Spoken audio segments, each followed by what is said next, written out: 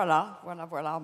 Merci Nicolas de nous avoir invités. Merci Olivier qui était là une minute et qui est un Rhône-Alpin.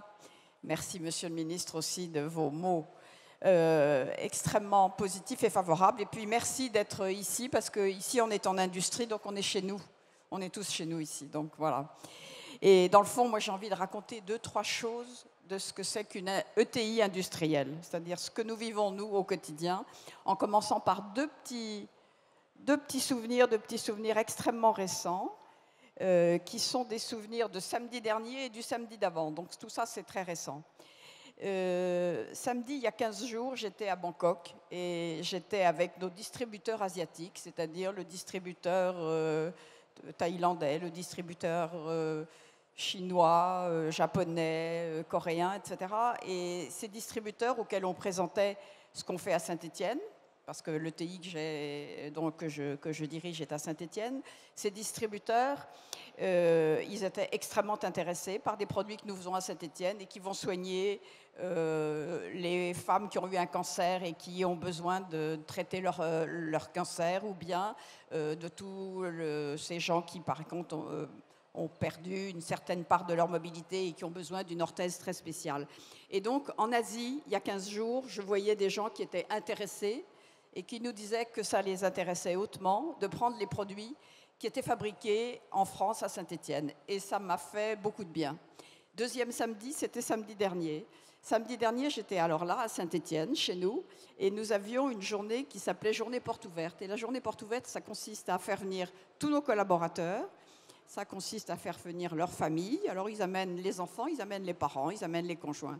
Et là, on était près de 1000 personnes. Et bon, on a passé quelques discours sur l'industrie à Saint-Étienne. Je pense que chacun peut imaginer ce que c'est qu'aujourd'hui d'avoir de l'industrie à Saint-Étienne, qui est un bassin délaissé, qui a vécu toutes les épreuves possibles et imaginables et qui est en train d'en vivre encore d'autres. Enfin, les épreuves de la grande distribution sont majeures. Eh bien, dans cette journée des portes ouvertes à Saint-Étienne, j'ai eu des parents qui m'ont dit, après qu'on ait pris la parole, qui m'ont dit surtout continuez.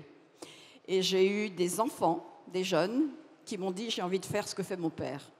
Et donc, voilà, je dirais 2 expériences de 2 samedis qui m'ont mis beaucoup de baume au cœur en se disant il faut continuer. Mais comment est-ce qu'on va continuer? Parce que est-ce que l'industrie en France, c'est une image d'Épinal ou est-ce que c'est une vraie colonne vertébrale? On se pose la question tous les jours. Et j'ai envie de vous dire quelques mots de l'industrie dans les territoires. À Saint-Étienne, le grand avantage, et il y a beaucoup de territoires comme ça en France, à Saint-Étienne, il y a une vraie mémoire de l'industrie. C'est des lieux qui n'ont pas perdu la mémoire de l'industrie. L'industrie y est restée un phénomène normal. C'est une base extrêmement favorable pour la poursuivre, cette industrie, parce que cette mémoire n'est pas partie. Et donc, il y a encore ce vrai goût et cette vraie attirance pour l'industrie. Donc ça, c'est un élément extrêmement positif. Et il existe dans ces territoires une vraie confiance dans l'industrie, alors qu'il y a des tas de gens qui doutent. Là, je peux dire, les Stéphanois ne doutent pas de l'industrie, c'est énorme. Et immédiatement, on se dit derrière, quelle illusion ça a été d'oublier l'industrie en France pendant 20 ans. On a oublié l'industrie, on a oublié les entreprises industrielles, on a oublié les ETI industrielles, et donc on a véritablement cédé à une illusion. Et ce qu'on peut se dire aujourd'hui, c'est qu'un pays sans industrie, c'est un pays invertébré. C'est un pays auquel il manque un morceau de colonne vertébrale. C'est un pays qui risque d'être mou et c'est un pays dans lequel il manque un morceau important de la chaîne de la valeur. Parce que quand on n'a pas la chaîne de la valeur de la production, eh bien, on est dépendant de ceux qui sont avant et après dans la chaîne de la valeur. Donc, il faut absolument reconstituer avec notre pays cette vertèbre qui nous manque, enfin qui ne nous manque pas, mais qu'il faut absolument développer pour que notre pays ne soit pas un pays invertébré. Aujourd'hui, qu'est-ce qui nous fait, je dirais, qu'est-ce qui nous nourrit de fierté vis-à-vis de l'industrie que nous faisons? Eh bien, bien sûr, c'est le produit. Nous sommes dans la santé, nous faisons des dispositifs médicaux, et ce qui fait notre fierté, c'est de faire des dispositifs médicaux de qualité. Sauf que dans le monde entier, des dispositifs médicaux de qualité, il y en a partout. Il y a toujours quelque part dans le monde entier quelqu'un qui fera une genouillère de qualité, et qui la fera moins chère que nous. Donc, est-ce que c'est suffisant d'avoir un beau produit? Ce n'est pas suffisant. Et donc, ce qu'on peut se dire aujourd'hui, c'est que ce que nous proposons, ce que nous amenons à nos clients étrangers, à ceux de Bangkok, à ceux des États-Unis, c'est en plus de ce service très matériel d'un produit qui est matériel, et le matériel, il fait du bien parce que c'est structurant d'être dans le concret du matériel, c'est l'immatériel qu'on met avec, c'est-à-dire l'étude clinique qui aura réussi, c'est le contrôle qualité qui marche, c'est la réponse positive, à l'EcoVadis, c'est la conformité à la norme, c'est la réalité d'un très beau brevet mondial qu'on a déposé. C'est-à-dire que ce dispositif, il va être à la fois matériel et immatériel. Et c'est cette alliance de l'immatériel et du matériel qui va nous rendre possible cette industrie. Et puis, il y a un élément très, très important, et que j'aurais envie de dire immatériel et matériel, et bien c'est l'euro. L'euro, aujourd'hui, c'est beaucoup plus qu'une monnaie pour nous, c'est un langage. C'est un langage, c'est un baromètre, c'est ce qui nous permet de comparer les choses les unes aux autres, c'est de comparer la performance de l'Allemagne par rapport à la Suède, et la Suède par rapport aux États-Unis, ou enfin, surtout par rapport à la France. Donc l'euro est pour nous un véritable atout, c'est un véritable langage, et c'est beaucoup, beaucoup plus qu'une monnaie, et nous devons vraiment avoir cette dimension européenne, parce que c'est un atout, c'est une sorte d'actif immatériel pour nous. Et puis, on peut se dire aussi que dans les ETI, nous avons une industrie qui est beaucoup plus industrielle, enfin, que la moyenne des entreprises du pays. C'est-à-dire que les effectifs moyens industriels dans les ETI sont à 38%, alors que dans l'ensemble du pays, ils sont à 18%. C'est-à-dire que nous faisons en industrie 2 fois plus d'effectifs industriels que dans la moyenne nationale. Donc, il y a une espèce de surperformance des ETI pour l'industrie. Bon, donc prenons cette conscience que l'ETI est véritablement un lieu de la propagation et du développement de l'industrie. Alors, l'industrie, en plus, elle est concrète. Enfin, quand on voit ces machines, on se régale et on se dit, c'est merveilleux de voir des robots, de voir des machines qui marchent. Elle est très structurante. Dans un moment où il y a quand même une espèce de perte dans cette immatérialité que nous vivons tous, je crois que l'industrie, elle est structurante pour la jeunesse, elle est structurante pour nos esprits à tous. Et donc, n'oublions pas ça.